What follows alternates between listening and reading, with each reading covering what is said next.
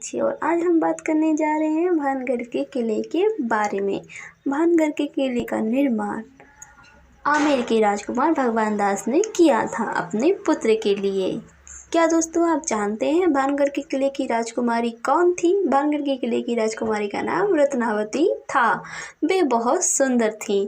उनको काफ़ी राजकुमार देखने आया करते थे, पर राजकुमारी ने किसी को पसंद नहीं किया था। एक दिन की बात थी, राजकुमारी अपनी सहेली के साथ बाजार जा रही थी। वहाँ पे उन्होंने एक इत्र देखा। राजकुमारी को इत्र बहुत पसंद आया।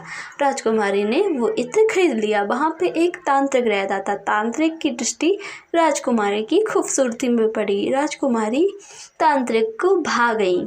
तांत्रिक ने राजकुमारी को पाने के लिए एक षड्यंत्र रचा, जिसमें उसने राजकुमारी की इत्र की डिब्बी चुरा ली और उसमें कुछ बूंदें अपने जादू मंदिर की डाल दी। इस विषय में राजकुमारी को कुछ पता नहीं था, लेकिन उनकी सहेली ने ये सारी घटनाएं देख ली थी।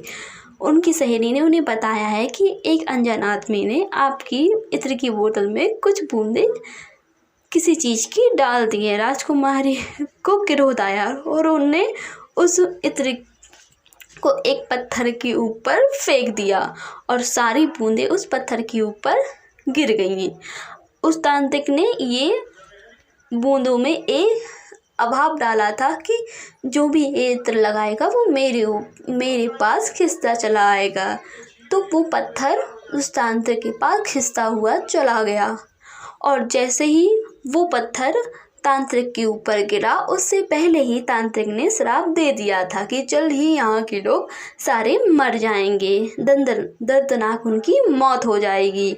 उससे पहले जब भगवान दास किले का निर्माण कर रहे थे तो वहाँ पे एक पंडित रहते थे। उन पंडित ने भगवान दास से कहा था, उनको एक सूचना पत्र भिजवाया था कि आप अपने महल को इतना ऊंचा ना बनाएं जिससे उसकी परछाई मेरी खूंटी पे पड़े। उनकी खूंटी पे उसकी परछाई नहीं पड़नी चाहिए, लेकिन उन्होंने ये बात नहीं मानी और अपने महल का निर्माण कर दिया, जिसको देखकर वो महाराज जी क्रोध में आ गए और उन्हें श्राप दे दिया था कि ये आपका महल का विनाश हो जाएगा। तो दोस्तों इसलिए ये माना जाता है कि भानगढ़ किले का विनाश तांत्रिक और उस पंडित की वजह से हुआ। वहाँ के लोग अब उस जगह को